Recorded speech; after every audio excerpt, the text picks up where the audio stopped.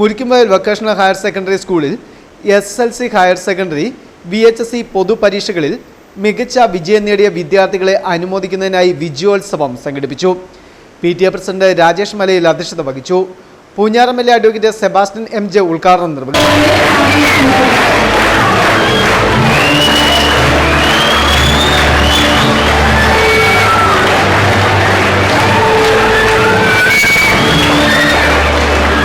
എനിക്ക് തോന്നുന്നത് ഫിറ്റ്നസ് കിട്ടാൻ പോലും അല്ലെങ്കിൽ ഫിറ്റ്നസ് കിട്ടാൻ പോലും ബുദ്ധിമുട്ടുള്ള ഒരു സാഹചര്യത്തിലാണ് സ്കൂൾ വർക്ക് ചെയ്യുന്നതെന്നറിയാം.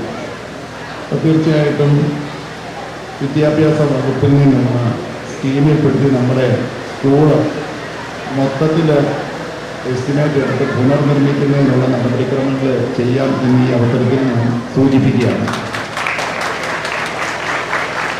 കാരണം MLA എന്നുള്ള നിലയ്ക്കും കൂടാതെ ഭരണ സംവിധാനം ഉള്ള ഒരു കക്ഷിയുടെ ആളെന്നുള്ള നിലയ്ക്കും വലിയ ബുദ്ധിമുട്ടില്ലാതെ നമുക്കിത് ചെയ്യാൻ പറ്റും എന്നാണ് എൻ്റെ വിശ്വാസം.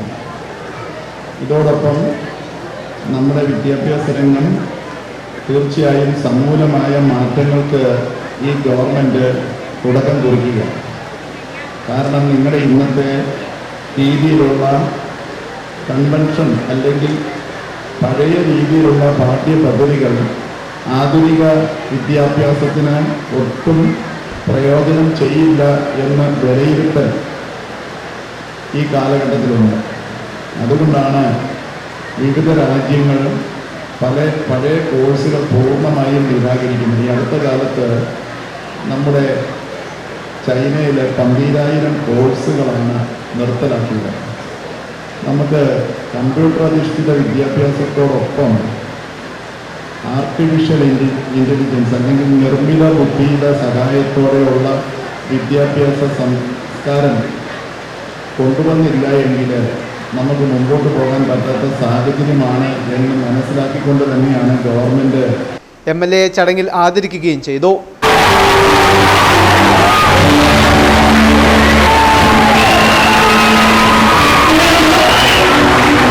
കോട്ടയം ജില്ലാ പഞ്ചായത്ത് അംഗം അഡ്വക്കേറ്റ് P. G. രാജ മുഖ്യപ്രഭാഷണം നടത്തി.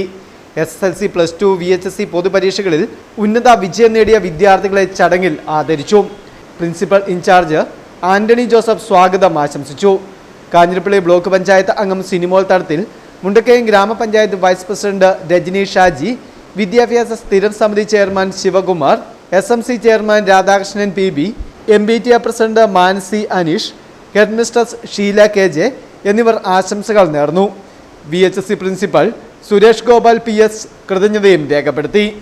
Fest news, Mundakayam.